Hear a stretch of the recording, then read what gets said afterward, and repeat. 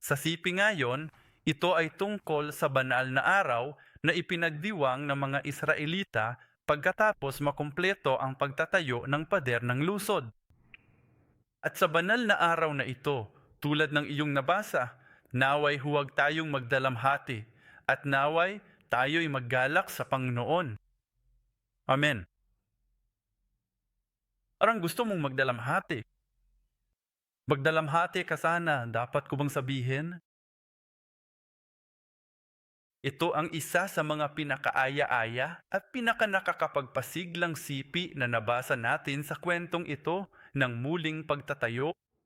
At sa wakas, natapos na ang templo, natapos na ang pader ng lungsod at sinasabi ng mga saserdote at mga levita, huwag na kayong mag-alala. Huwag ka nang magdalamhati. Tumigil na tayo sa pag-iyak, bagkus tayo'y magsaya. At naniniwala akong iyon na ang araw na ating tinakahihintay. At iyan ang araw na ating isinasagawa tuwing araw ng Panginoon. Lumalapit tayo at itinataas natin ang lahat ng ating mga alalahanin at alalahanin sa Panginoon. At naniniwala ako na sinasabi ng Diyos, huwag kang mag-alala. Tumigil ka na sa pag-iyak. Hindi mo na kailangan magdalamhati. Magsaya tayo. Amen. Amen. Kaya ito ay sa kapistahan ng nanatrampeta, dahil ang huling talata sa Nehemias Kabanata 7, mababasa natin sa Kabanata 8. Ngunit sa Kabanata 7, ang huling talata, talata 73, sinasabi nito, nang dumating ang ikapitong buwan, ang mga anak ni Israel ay nasa kani-kanilang mga bayan. Kaya nang duganang ang ikapitong buwan, dahil ang pagkumpleto ng muling pagtatayo ng pader ng lungsod ay noong ika-25 araw ng buwan ng Elul na siyang ika-6 na buwan. At pagkatapos makumpleto, dumating ang ikapitong buwan sa parehong linggo. At pagkatapos, dumating ang mga pastor na yun at sinabing nagtipon-tipon sila para magdiwang. At ipapaliwanag ko yan mamaya. Pero ito, inilalarawan nito ang walang hanggang sabat na ating papasukin habang pumapasok tayo sa bagong Jerusalem, habang espiritual natin tinatapos ang muling pagtatayo ng templo at ng pader ng lungsod sa atong buhay, sa atong pananampalataya. Kaya taos puso kong idinadalangin na tayo, ang simbahang Zion, ay makumpleto ang ating espiritual na templo at ang pader ng lungsod upang tayo makapasok sa masayang araw na to. Amen. Kaya kung ano ang mayroon tayo, gagawa akong ilang pagsusuri. Ang ating naunawaan sa pamamagitan ng templo ni Zorobabel at ng mga inialay na talangkanan ng mga bumalik ang siyang dahilan kung bakit kailangan nating muling gitayo ang templo at ang pader ng lungsod. Ang dahilan kung bakit, ang bahaging ito ng kasaysayan ng pagtubos, ang bahagi kung saan bumalik ang mga Israelita mula sa Babylonia ay muling ipinayo ang templo kay Zerubbabel at muling itayo ang lungsod at ang pader nito. Bakit mahalaga iyan sa atin ngayon? Ang templo ni Zerubbabel ang huling templo sa lumang tipan. Ito ay isang uri ng huling templo na papasukin natin, na kakailanganin nating itatag ng mga lumabas mula sa Babylonia. At ang templong iyon, ang lungsod na iyon ay tinatawag na Bagong Jerusalem. Gayon din, ang lungsod at ang templo ay muling itinayo ng hinirang na bayang ng Diyos. O nailham na, kilala rin bilang mga labi sa Biblia. Ito ay nasa kasaysayan ng pagtatayo sa templo ni Zerubbabel. Ang mga taong lumabas mula sa Babylonia, ang mga bumalik sa Jerusalem. Napakakaunti sa bilang, yaong mga nakibahagi sa muling pagtatayo ng templo at ng lungsod. At ang templo ni Zerubbabel ang siyang templo kung saan inaasahang darating ang Mesiyas. Hindi lamang ang kaluwalhatian ng Diyos o ang Espiritu ng Diyos, ang Mesiyas ay dapat na dumating sa templong ito sa espiritual at pisikal na paraan. At naniniwala ako na ang templong ikaw at ako ay sama-samang pagtatayo, iyon ang magiging templo kung saan babalik ang atong Panginoon. At tayo ay nananalangin sa espiritual at pisikal na paraan. At ano ang templo? Ikaw at ako, tayo ang templo ng Panginoon. Itinatayo natin ang mga pader sa paligid natin. Sinisikap naming itayo ang templo. Ang pahayag 18, mga bersikulo 3 at 4 ay nagsasalita tungkol sa dakilang patutot.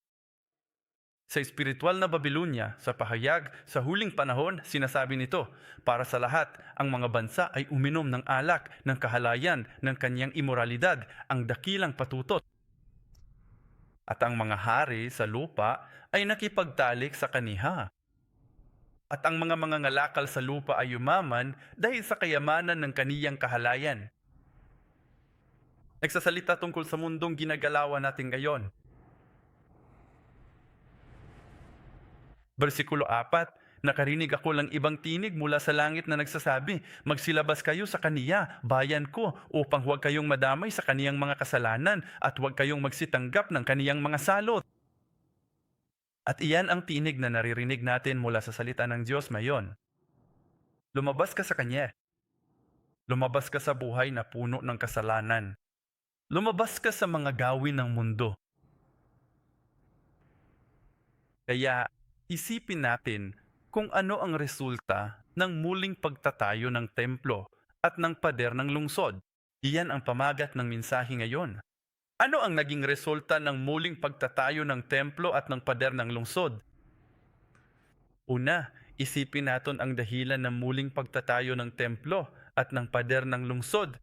Bakit natin kailangan gawin ito? Ano ang kahalagahan? Nasa sentro ng kasaysayan ng pagtubos, ang katuparan at pagtubos ng hardin ng Eden. Ang buong kasaysayan ng pagtubos na ito ay nagsimula ng magkasala sina Adan at Eva laban sa Diyos at tinanggihan ang salita at espiritu ng Diyos sa hardin. At sila ay pinalayas mula sa hardin ng Eden. Ang kanilang espiritual na komunikasyon sa Diyos ay naputol. At mula sa puntong iyon, nangako ang Diyos, ipadadala ko ang binhi ng babae. Ibabalik niya sa iyo ang lahat. At iyan ang kasaysayan ng pagtubos. At sa makatuwid, ang atong espiritual na layunin ay ang bumalik sa hardin ng Eden na nangangahulugang espiritual na templo, kung saan tayo maaring makipag-usap sa Diyos, maari tayong lumakad kasama ang Diyos, mamuhay kasama ang Diyos. Tinatawag tayong mga pare sa templong iyon. Si Adanya. At kaya, iyan ang pangunahing ubod ng kasaysayan at layunin ng pagtubos. At kaya isipin natin kung paano nangyari ang lahat ng ito. Sa madaling salita, binuo ng Diyos ang hardin sa silangan, sa Eden. At ang harding iyon ay tinatawag na harding ng Eden. Ang hardin sa Hebreyo ay Gan, na nangangahulugang nababakurang lugar, harding nababakuran. Ibig sabihin, ito ay protektado, ito ay naiiba mula sa labas ng mundo. Ito ay nakahiwalay. Ito ay isang pinagpalang lugar, itinalaga at kinikilala ng Diyos.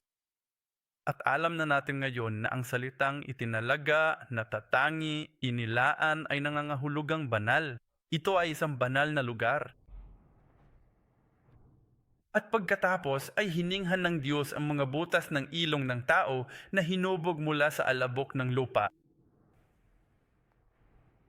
Siya ay naging isang buhay na nilalang at inilagay ng Diyos ang lalaking iyon sa hardin na ito at binigyan siya ng gawain. Bilang resulta ng kakayahang gampanan ang gawaing iyon, bilang resulta ng lupa, hardin at taong nilikha ng Diyos, aglay ang kanyang espiritu, ang kombinasyong ito ay lumika ng tinatawag na Sabbath, pahinga.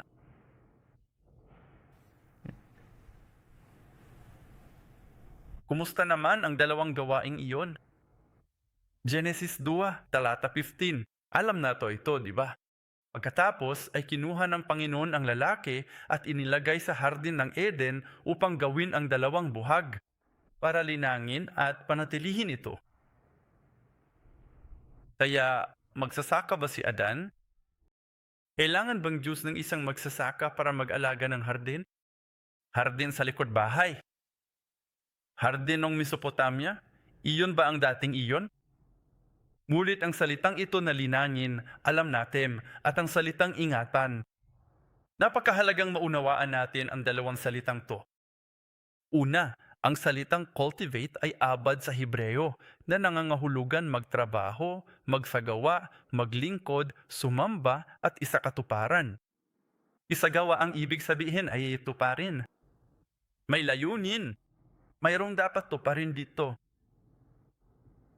Ito ay isang terminong pagsamba, terminong liturhikal. Hindi ito terminong pang-agrikultura. At saka, ang salitang ingatan na shamar sa Hebreo ay nangangahulugang magbantay, magbantay at magpitagan. Halimbawa, sa konsepto nga oras, tao o bagay. Sige, pag-isipan natin ang isang bagay na itinuturing mong napakahalaga. Isang diamante na nagkakahalaga nga $1,000,000 na nasa drawer mo sa bahay. Oo, lahat kayo meron yan, di ba? Hindi, ayaw mo. Maari kang mag-isip ng anumang bagay na itinuturing mong napakahalaga. Ano ang gagawin mo para masigurong mapapanatili iyon? Ligtas? O isang taong tulad ng iyong anak, ng iyong mga mahal sa buhay? O oras? Anong bahagi ng iyong araw ang pinakamahalaga sa iyo na sinisiguradong pinoprotektahan mo ito? Walang humahawak dito. Panahon na ng zening o zoning. Alam mo, sinusubukan naming protektahan ito. Siguraduhin mong walang makakahawak dito, kaya inilagay namin iyon sa ligtas na lugar. Ilak mo. At iyan ang ibig sabihin nito, panatilihin. At kapag sinabi ng Diyos, dapat mong ipangilin ang araw ng Sabat, ipangilin, ang salitang iyon ay pangilin, ang araw ng Sabat, iyon ay shamar. Ito ay para obserbahan, ito ay ang paggalang. Ang Biblia, maraming ilang mga sipi sa Biblia kung saan ang dalawang salitang ito ay lumilitaw ng magkasama. Pero tingnan natin ang 1.1 bilang isang halimbawa. Nasa mga numero 3.7 hanggang 8 ito. Ito ay isang paglalarawan ng mga gawain at tungkulin ng mga paring Levita sa tabernakulo. Kaya babasahin ko ito para sa imo. Gagampanan nila ang shamar, ang mga tungkulin para sa kanya. At para sa buong kapisanan sa harap ng tabernakulo ng kapisanan upang gawin ang paglilingkod sa tabernakulo, si Abad. Sila rin ang bahala, si Shamar, sa lahat ng kagamitan ng tolda ng pagpupulong, pati na rin sa mga tungkulin ng mga anak ni Israel upang gawin ang paglilingkod, si Abad sa tabernakulo. Ito ang gawain ng pari na naglilingkod sa Diyos, sumasamba at naglilingkod sa tabernakulo.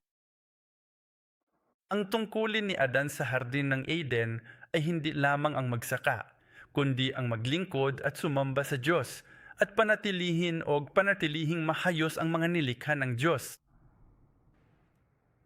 Sa templo sa hardin, tulad ng gagawin ng mga pari at libita sa templo at tabernakulo, ang mga gawain ibinigay sa atin ngayon. Sa tingin ko, ganoon din sa simbahan. Siguraduhin ang lahat ng bagay tungkol sa pagsamba ay magiging maayos ayon sa kalooban ng Diyos at para sa kaluwalhati ng Diyos. At upang matayak ang mga kaayusan ng mga tao at mga bagay, mga banal na bagay. Kayo ay nasa simbahang ito, kayo ay mga banal na tao. Amen? Lahat ng mga bagay na imi sa simbahan, mga banal na bagay ang mga ito, mga banal na bagay. Para matiyak na nasa maayos sila, para matiyak na niluluwalhati rin nila ang Diyos. Ang gawaing ito ay ibinigay kay Adan sa hardin ng Eden, at sa mga saserdote sa tabernakulo at templo, at sa iyo at sa akin sa simbahan. May isang bagay na karaniwan, may layunon, at ang layuning iyon, ang produktong lumalabas, ang resultang lumalabas bilang resulta ng ang abad o siyamar ay ang kapahingahan sa araw ng Sabat. At ibinahagi ko na ang konsepto, ang pagkaunawa ng mga taong Semitiko at nagsasalita ng Hebreyo kung ano ang Shabbat at Noach. Ang Shabbat ay ang aksyon, ang proseso. Hindi lang basta magpahinga dahil pagod ka na sa pisikal na aspeto. Dahil ang Diyos ay hindi pisikal na napagod pagkatapos ng 6 na araw nga paglikha. Hindi iyan ang dahilan kung bakit nagpahinga ang Diyos sa ika-7 araw. Ito ang konsepto ng hari, mabuti, mabait na hari na nakaupo sa trono.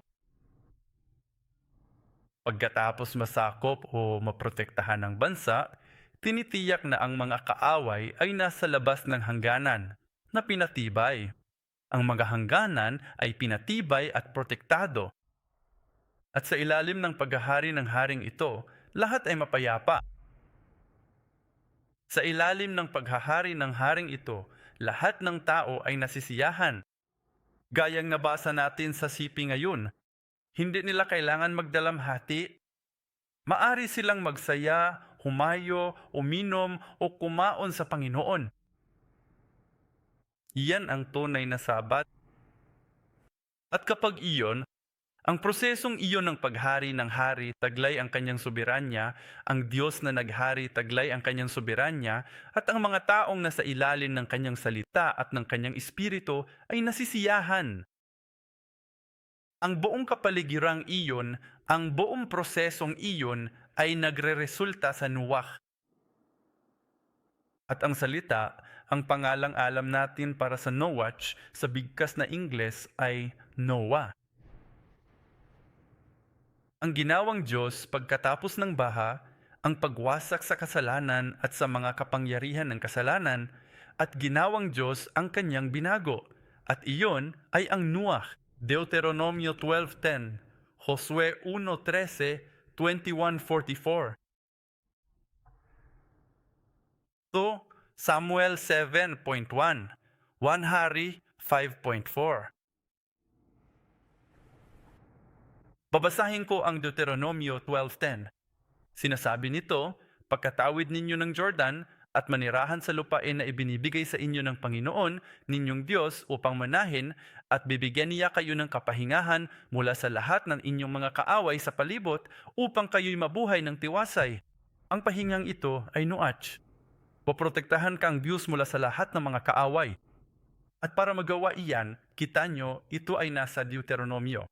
Matapos dalhin ng Diyos ang mga tao sa lupain, ang lupang pangako. Pagpapanumbalik ng lupain tulad ng hardin ng Eden.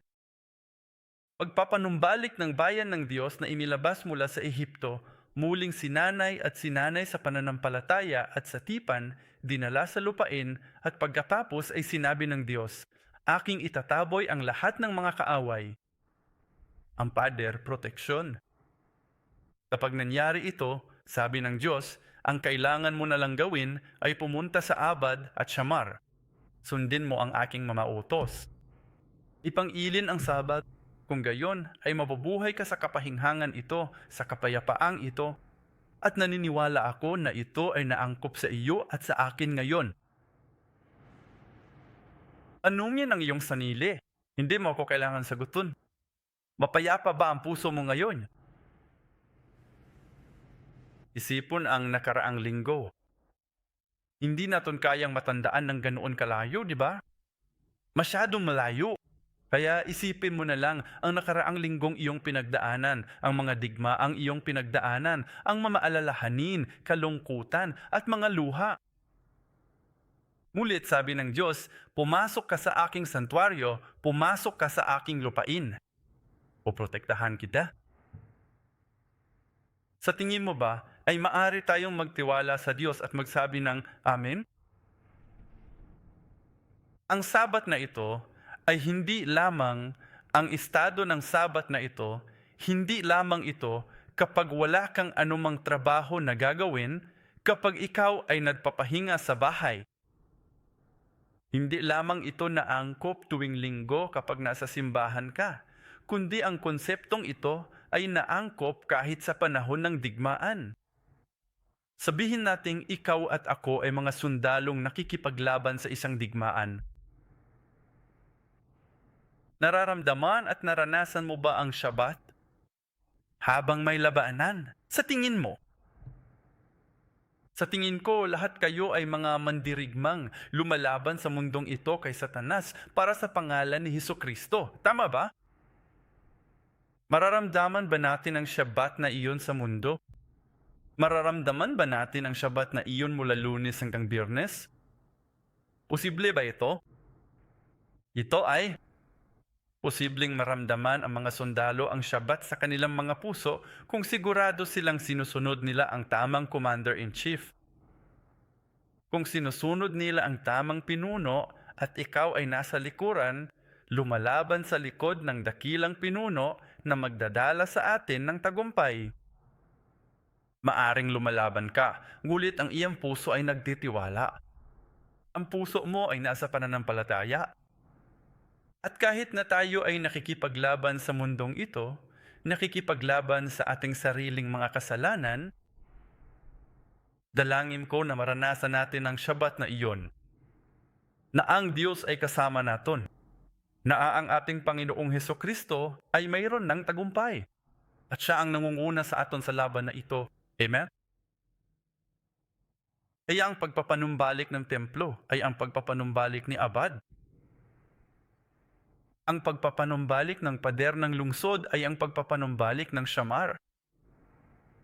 Sa Harden ng Eden.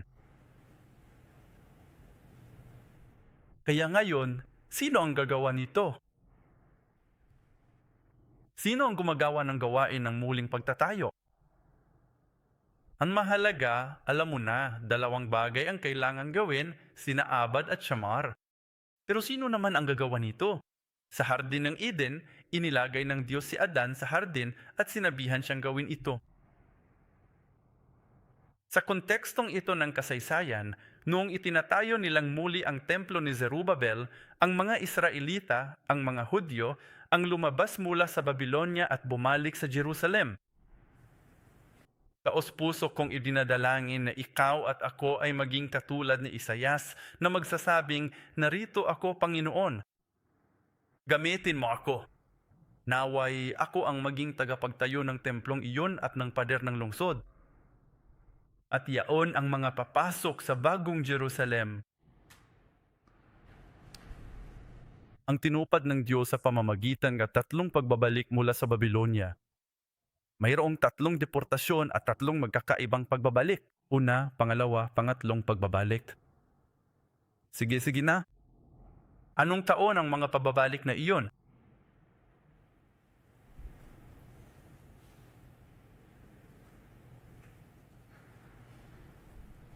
Unang pagbabalik. Alam kong alam mo na. Mahiyayan ka lang at mabait ka ayo. Pagbibigay ng pagkakataon sa ibang tao. Ayaw mong magpakitang gilas. Alam ko. Unang pagbabalik. Biko. Daan-daan. Mga 200, 3, 4, 5, 500. Para na. Tatapusin ko sana itong sermon ng mas maaga kaysa dati. 5:37 BC. Parang tama naman yan. Unang pagbabalik, pangalawang pagbabalik. Bakit ka nakayuko kapag nagtatanong ako? Pangalawang pagbabalik. Nung dekada 500 o dekada 400? 4 o 458? Salamat. At ang pangatlong pagbabalik. Ito alam ko, alam mo. Pangatlong pagbabalik. 444 BC. Okay? Tandaan mo yan. Ngayon, balik tayo. Sa pamamagitan ng tatlong pagbabalik na ito, ang naibalik ng Diyos ay ang templo. Muling itinayo ang templo.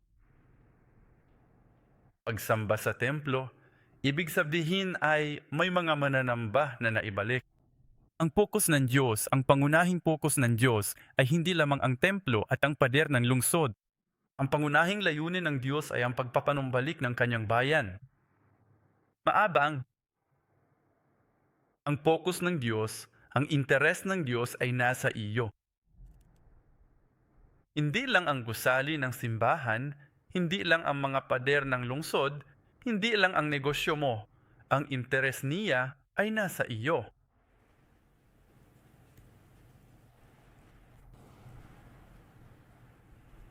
At kaya nga ang aklat na ito sa seryeng History of Redemption ang ika-11 aklat sa ikalawang tomo. Ang pamagat at mahigit kalahati ng buong aklat ay tungkol sa mga inilaan na talangkanan ng mga bumalik. Nagmamalasakit ang Diyos sa mga bumabalik. Iyan ang buong layunin ng kasaysayan ng pagtubos. Nais ng Diyos na bumalik ang kanyang bayan. At tinitiyak ang Diyos na pananatilihin ang mga ito sa kaayusan, tulad ng aklat ng buhay. Sinisiguro niyang matandaan ang mga pangalan at ang mga nakibahagi sa pagtatayo ng templo ay yaong mga masigasig sa paggawa ng may katapatan sa gawain ng Diyos. Sila ay mga pari na naging mabubuting halimbawa sa pamamagitan ng pamumuno. At mayroon ding mga nakilahok sa pamamagitan ng material na pangangailangan, mga supply at iba't ibang talento na mayroon sila. Ito ang mga taong nagbigay daan upang maisakatuparan ang gawaing muling pagtatayo. Higit sa lahat, ito ang ilan lamang na bumalik mula sa Babylonia. Sinasabi sa atin ng 2 Hari na karamihan sa mga Israelita ay dinalang bihag, ang katimugang kaharian ng Israel, ang mga Hudyo, mga taga-Judea ay dinalang bihag sa Babylonia. Hindi gaanong marami, kasaunti lang ang natira, at sila'y nangalat at ang ilan ay nagtungo sa Samaria at iba pa. Karamihan sa buong bansa ay dinala sa Babylonia. Pero ilan sa buong bansa ang bumalik? Ilang tao ang bumahik? Sa unang pagbabalik, 49,997 katao ang bumalik. 49,997. Para sa isang buong bansa, hindi yun kalaki. Napakaliit na bahagi. Kahit para sa isang maliit na bansang Singapore, ilang porsyento iyon? 50,000, paupat na 50,000, 50,000 katao. Ilang porsyento ba yan? Parang 1% lang ba yun? Kung isa sa alang-alang na ang buong bansa ay may humigit kumulang 5 milyong katao, hindi ba? Hindi talaga gumagana ng maayos ang matematika. Pangalawang balik, 1,775 lamang ang bumalik. Sa ikatulong pagbabalik, 1 tao ang bumalik, si Nehemias. Kaya sa kabuuan, 51,673 katao ang bumalik. Kumusta naman ang iba? Kumusta naman ang iba? Naayos ko na ang negosyo ko rito. Nasa paaralan ang mga anak ko. Maari ba akong pumunta ngayon dahil kukuha ng PSLE ang mga anak ko ngayong taon? Mga wastong dahilan at dahilan. Nandito ni among kabuhayan. Ikatulong henerasyon na kami, naninirahan na sa Babylon. Kumusta naman ang trabaho natin? Bumalik tayo, sino ang magpapakain sa atin? Naasaan ang welfare diyan? Walang ipinapangako, walang garantisado. Kaya ang mga hindi nagkaroon ng magandang panahon sa Babylonia, ba ang bumalik sa Jerusalem? Hindi. Ang mga walang tirahan ba sa Babylonia ang kinailangan bumalik sa Jerusalem? Sa tingin ko, hindi. Sino-sino ang mga taong ito na bumalit? Napakakaunti. Sino mga taong ito? Ito ang mga taong umaala sa tipan ng Diyos. Sabi ng Diyos, pagkatapos na 70 taon, babalik ka. Ito ang mga taong mas mahalaga ang pagtatayo ng templo ng Diyos kaysa sa sarili nilang mga tahanan, negosyo at mga anak. Hindi ko sinasabing hindi sila mahalaga, pero iba ang prioridad nila. Naniniwala sila na malibang ang templo ay nakatayo, malibang ang Jerusalem ay maibalik sa dati, tayo ay walang halaga. Walang dahilan, walang kahulugan para ipagpatuloy natin ang atong mga buhay. Kahit na tayo ay napakayaman at mayayaman sa Babylonia. Ano ang prioridad mo ngayon? Ano ang ating prioridad? Hindi ito madali dahil tila bahagi ito ng mga lumalabas mula sa Babylonia. Dahil maraming bagay ang ibinibagay ang Babylon. Kapag nakatira ka sa Babylon, mayroong proteksyon, may seguridad, may maayos na pananalapi, alam mo na, ekonomiyang umiikot doon. Pero sa Jerusalem, walang garantiya. Walang pangako sa panlabas na anyo. At maaring sinabi nila, oo, pero hindi ngayon. Pero kapag handa na kami, pupunta kami ron.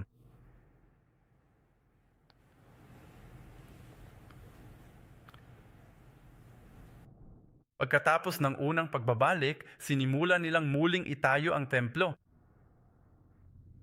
At pagkatapos ang ikatong pagbabalik, mula sa unang pagbabalik hanggang sa ikatlong pagbabalik, mayroong 90 taon. Dahil ang templo, ang pagtatayo ng pader ay natapos noong 444 na siyang taon ng ikatlong pagbabalik. Ilang tao sa palagay mo ang lumahok sa pagtatayo ng pader ng lungsod noon pagkalipas ng 93 taon? Ciao! Ciao! Hindi na ang parehong mga tao, ang parehong henerasyon na bumalik sa unang pagbabalik na lumahok sa pader ng lungsod. Malinaw naman, di ba? Ibig kong sabihin, pagkatapos ng 93 taon, sino ang gagawa nito? Kailangan gawin ito ng mga anak o apo mo. Kaya ano ang proporsyon sa palagay mo? Ilang tao, ilang pamilya ang aktwal na lumahok sa pagtatayo ng pader ng lungsod? Sa tingin mo ba magiging madali? Parang nakikilahok ka sa pagtatayo ng simbahan ngayon. Anong posibilidad na ang iyong mga anak at ang mga anak ng iyong mga anak ay makilahok din sa pagtatayo ng simbahan pagkalipas ng 93 taon? Ano ang kakailanganin para mangyari iyon? Ipinapasa ang pananampalatayang tipan. Ang kahalagahan ng pagpapakita sa iyo ng iyong mga anak ng kahalagahan ng pamumuhay na nakasentro sa templo at Jerusalem. Ipaalam sa kanila na sila ay mga hinirang na tao ng Diyos. Ipaalam sa kanila na ang kanilang prioridad sa buhay ay ang pagtatayo ng kaharian ng Diyos. Taos puso akong nananalangin na sana ay magawa iyon ng Zion Church upang maipasa ang ganitong uri ng pananampalataya sa ating mga anak. At hindi lamang iyon ipinapasa sa kanila, kundi ipinapakita rin sa kanila upang maipasa rin nila ito sa kanilang mga anak. 100% assurance yan diyan. Kung paano maipasa ni Adan ang pananampalatayang iyon hangtong kay Lamek. Ngunit kahit patay na si Adan, naipasa ni Lamek ang pananampalataya kay Noe. Bilang sa mga ito ay, sa tingin ko, hindi pa ko nakakita sa ibang mga komentaryo o ibang mga gawa ng mga eskular ng ganitong uri ng organisasyon, ng detalyadong organisasyon ng mga talaangkanan ng mga bumalik. Dahil alam ko, inaamin ko mismo, kahit ngayon, sa totoo lang, nabasa ko lahat ng mga pangalang ito sa Nehemias at Ezra. Wala itong sensay para sa akin.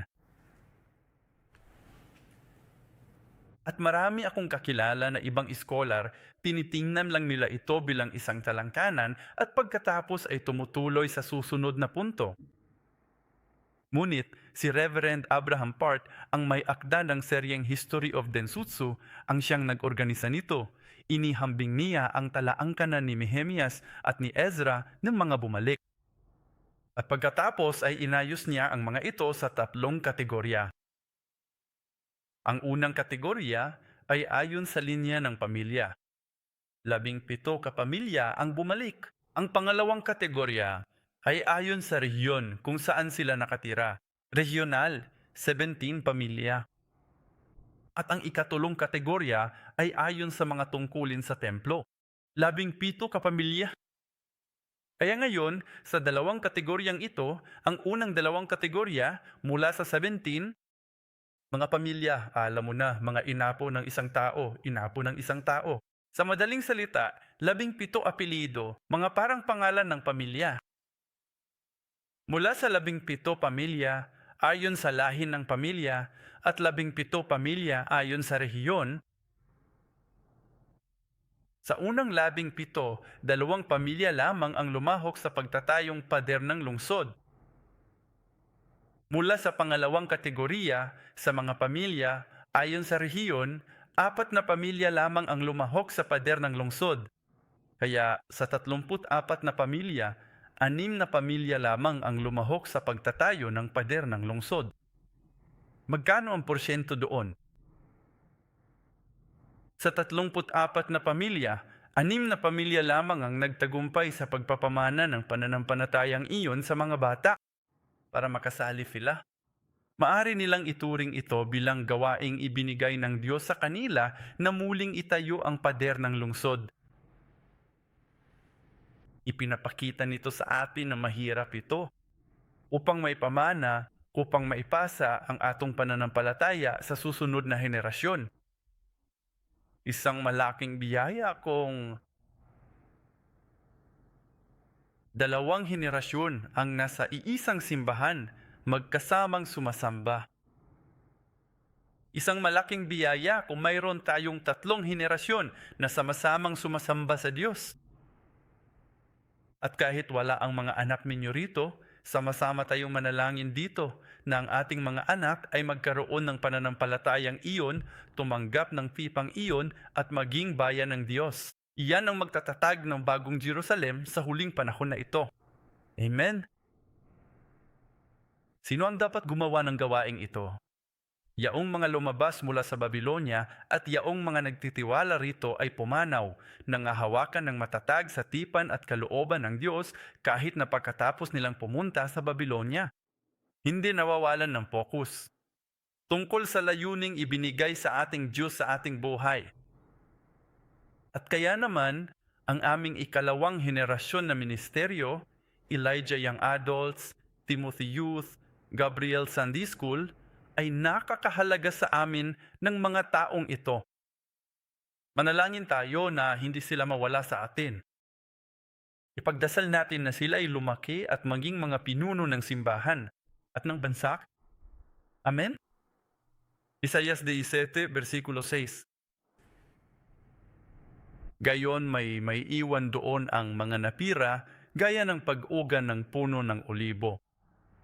2 o 3 olibo sa pinakamataas na sanga, 4 o 5 sa mga sanga ng mabungang puno, sabi ng Panginoon, ng Diyos ng Israel. Sabi niya, sa huli, ang mga taong mananatiling nakadikit sa imo ay ang mga taong makasama mo. Ganito ang mga taong nananatiling nakakapit sa puno ng buhay kasama ni Hesukristo. Pagkatapos alugin ang puno, nalalagas ang lahat ng olibo. 2 o 3 na lang sa itaas, 4 o 5 na lang sa mga sanga ang natitira.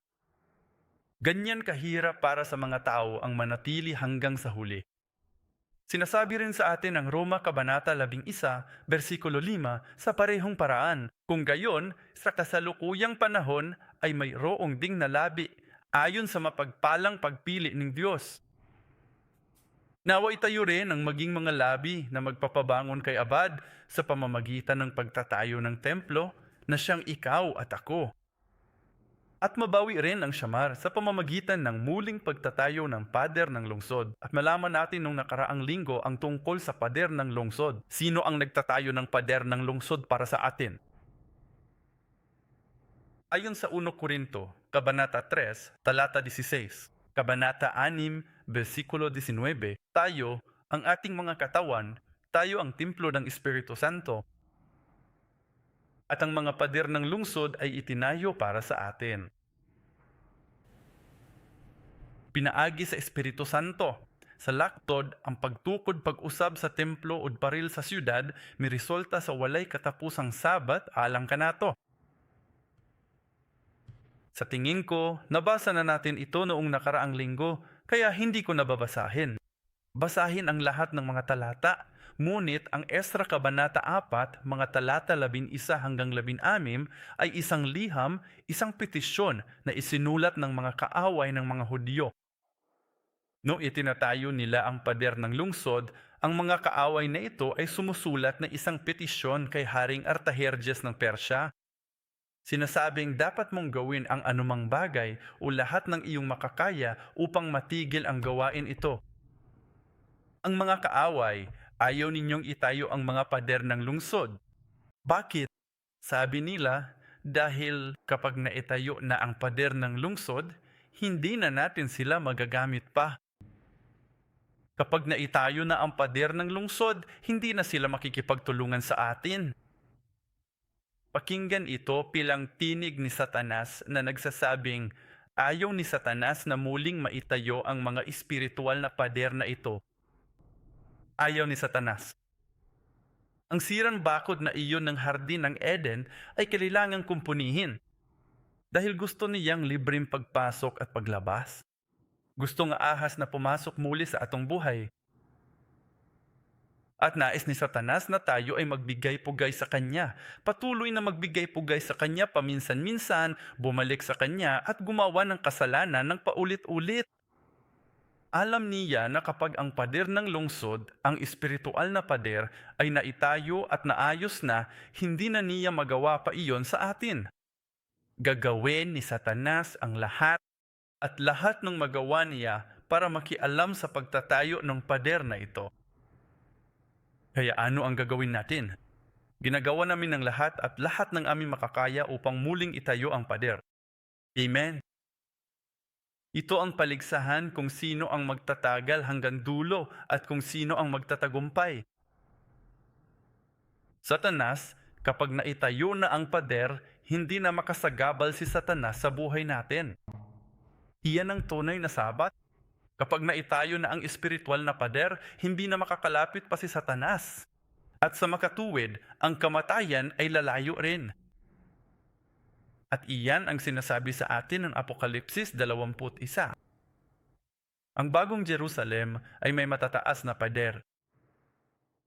Balik tayo sa ating pangunahing sipi ngayon. Ang dahilan kung bakit sila nagdiriwang ay dahil ang taon kung kailan nila natapos ang pagtatayo, 444 BC, ay taon ng Sabat. Matapos ang muling pagtatayo ng templo at ng pader ng lungsod, sa wakas ay maari na nilang tamasahin ang taon ng Sabat. Natatandaan mo ba kung bakit sila pinalaya sa lupain?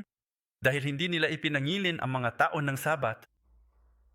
Ngunit sa wakas, bumalik sila at natapos nila ang pagtatayo ng pader at sa wakas ay bumalik na sila sa pangingilin ng taon ng Sabat. At ang taon ng Sabat na iyon ay nagsisimula sa ika-7 buwan.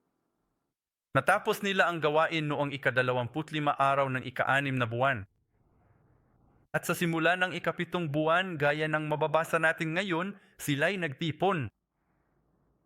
At ang unang araw ng Tishri ay ang kapistahan ng mga trompeta. Hinihipan nila ang mga trompeta upang ipahayag sa mundo nagsimula na ang bagong taon. Dugatin na ang bagong mundo. Ang araw ng trompeta. Sa paghihit ng huling trompeta, darating ang Panginoon. Ug naghahanda ng isang masaganang piging ng lumang alak ug mga buto ng kalamansi. Isaias 25, talata 6 at ang mga sumusunod. at ang kasaysayang ito. Una, ang kapistahan ng trompeta. Ito ay tinatawag na dakilang Sabat. Alam mo ba kung ano ang mataas na Sabat? Mayroong 7 matataas na Sabat sa isang taon. Kung ano ang mataas na Sabat, hindi mahalaga kung anong araw ng linggo. Ngunit kapag ang araw ng kapistahan na ito, tulad ng kapistahan ng trompeta, ay tumama, ang araw na iyon ay isang Sabat. Sa uloga kini isip Sabat, lakip ang ikapitong adlaw. Ingon sa Dios, sa uloga kining adlaw isip Sabat, kini ang gitawag nga taas nga Sabat. Kaya ang una ng Tishri ay ang mataas na Sabat. Ipinagdiriwang nila ito bilang araw ng Sabat.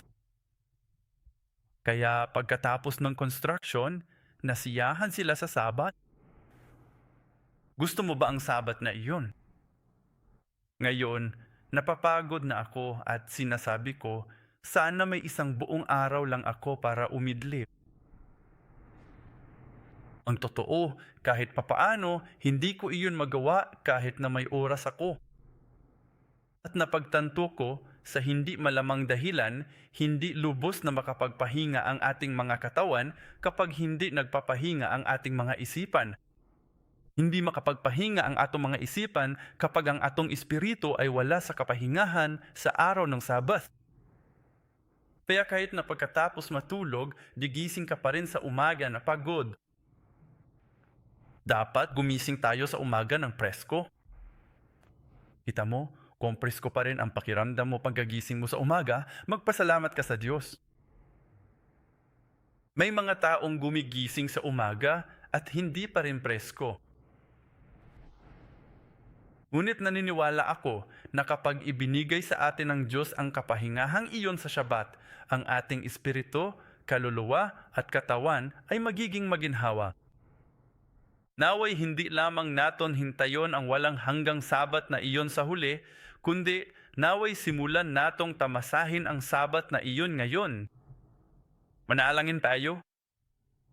Mahal na Ama sa langit, nagpasalamat kami sa pagbibigay at pangako mo sa amin ng walang hanggang Sabat, ang pagpapanumbalik ng lahat ng bagay at ang pagtubos ng iyong bayan.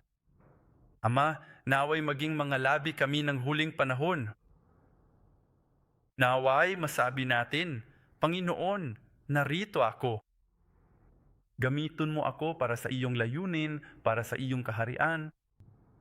Naway, ang layunin ng atong layunin ay ang pagtatatag, pagtatayo at pagpasok sa bagong Jerusalem.